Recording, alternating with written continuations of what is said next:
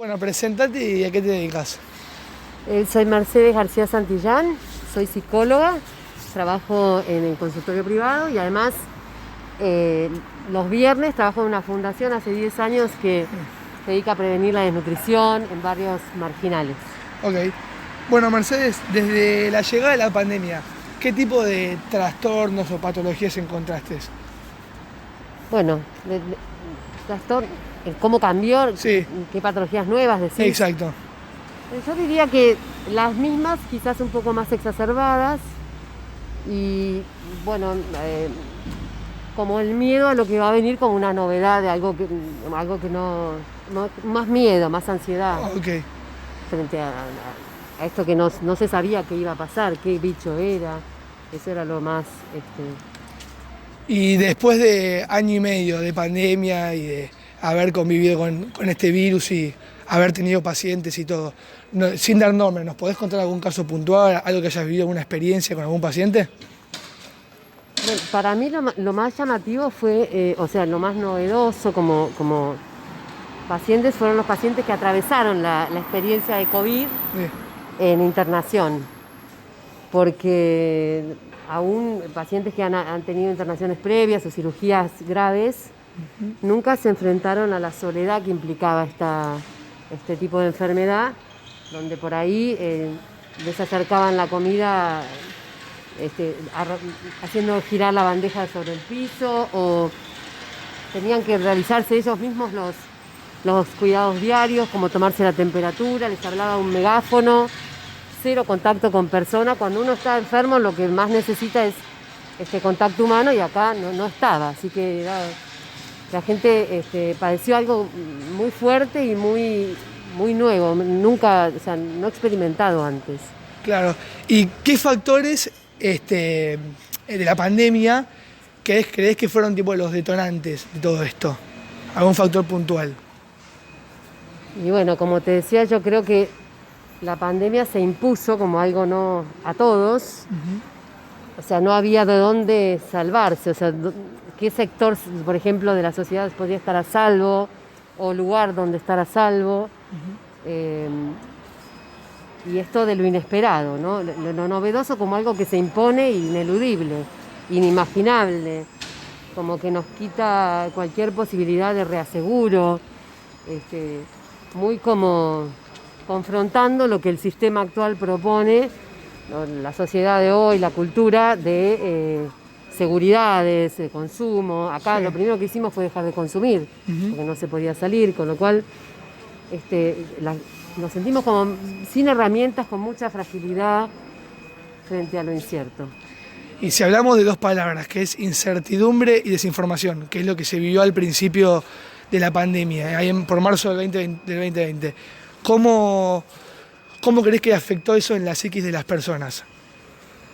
Y bueno, en el mismo sentido que veníamos hablando, creo que lo que nos tuvimos que amoldar es o adaptar a una realidad que parecía como que se venía y evidente, a esto de no tener respuestas inmediatas, enseguida tratar de explicarlo por las causas, que lo que pasa con las causas es que te mata el efecto. O sea, si yo me preocupo, siempre pongo este ejemplo que parece poco, pero en una familia se rompe la televisión y enseguida los padres, ¿pero quién fue? ¿Quién fue? ¿No?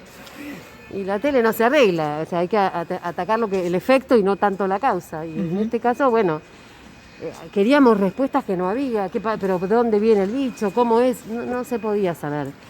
Y eso generaba más incertidumbre y la respuesta a la incertidumbre como trastorno, como efecto es la ansiedad.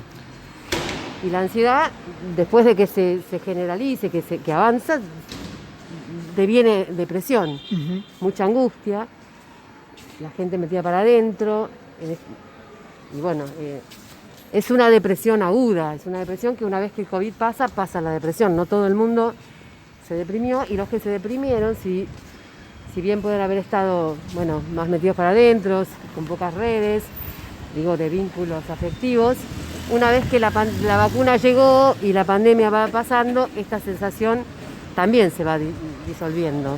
Okay. No es una patología que perdure, porque está relacionada a un asunto concreto que es el virus. Okay. ¿Y cuál te pareció el grupo social más afectado en la pandemia? Yo diría que hubo muchos grupos. Sí. Si hablamos de grupos etarios, depende de en qué contexto geográfico o social me estés hablando. Creo que si nos pensamos en un contexto social, bueno, por supuesto que la gente de menos recursos fue la más afectada, porque se vio privada de todo, ¿no? De todo. Sin recursos tecnológicos, que fue lo que nos acercó con los demás, privada de ese comedor que tenía en la escuela, de ese merendero que tenía en el apoyo escolar, viviendo con muchos de los casos con la persona que, por ejemplo, ejercía violencia, los alcohólicos, como bueno, que tenía un padre alcohólico, el padre tomaba más. Creo que esos sin duda fueron los más afectados.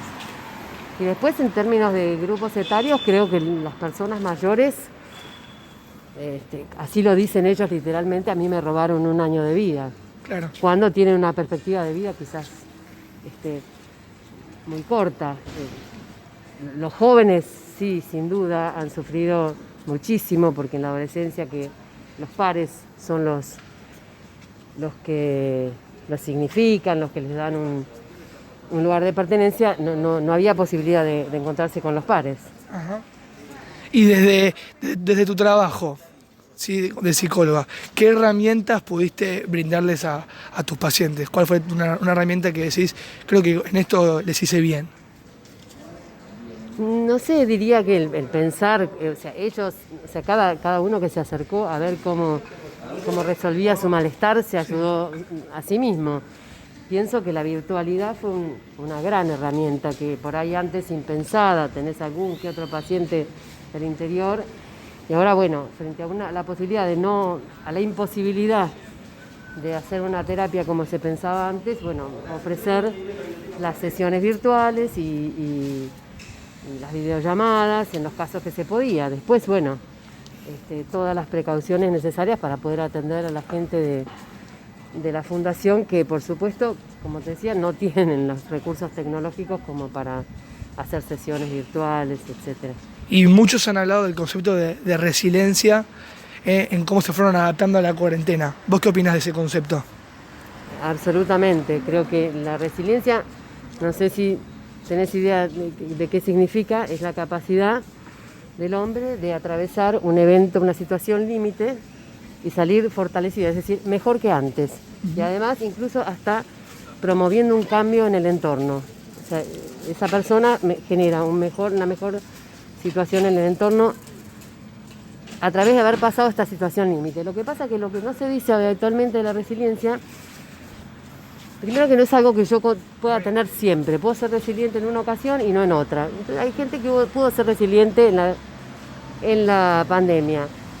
Pero de vuelta volvemos a la situación al tema de los vínculos afectivos, porque la resiliencia no es sin un otro significativo. O sea, si yo no tengo a alguien que me valide, Sí. que me diga vos valés, que esté al lado mío y que me apuntale, esa gente que cree en vos, la resiliencia no es posible. Entonces, creo que de vuelta, como una forma de prevención, si me preguntás cómo encararías una nueva pandemia o cómo quedamos armados para una nueva pandemia, Sí.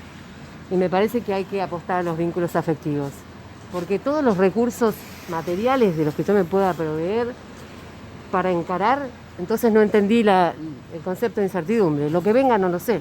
Me voy a preparar con alcohol en gel y va a venir un virus que entra, no sé, una bacteria. Entonces, me parece que hay que apuntar a los vínculos afectivos. Y mencionaste mucho lo que es el vínculo afectivo, lo que es trabajar con las personas quizás en zonas más precarias y no tanto los que tienen más consumo, porque a todos se les ocurre una solución de consumo. ¿Cómo ves que es el trabajo mejor aceptado, adecuado para las personas que están en zonas humildes, desde tu punto de vista? El trabajo, ¿cómo trabajo yo con esas Claro. personas? Y eso es una buena pregunta, que en realidad es artesanal. Uno va viendo caso por caso, acompañar, entender la soledad.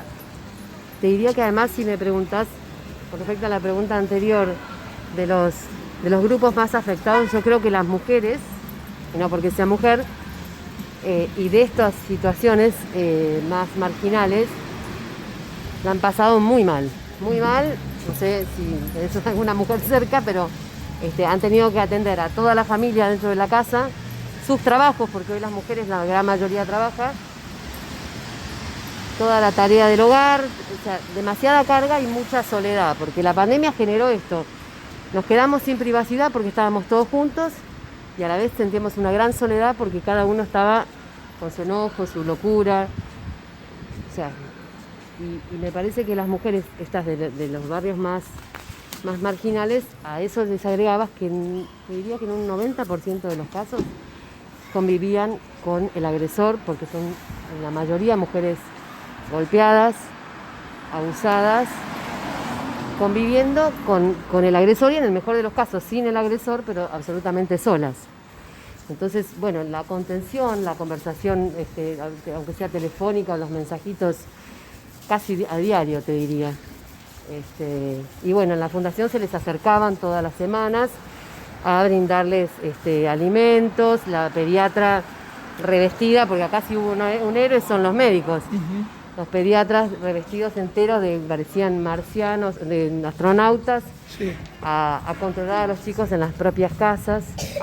Y bueno, estar ahí, por eso digo que el factor humano me parece que ha sido la gran herramienta.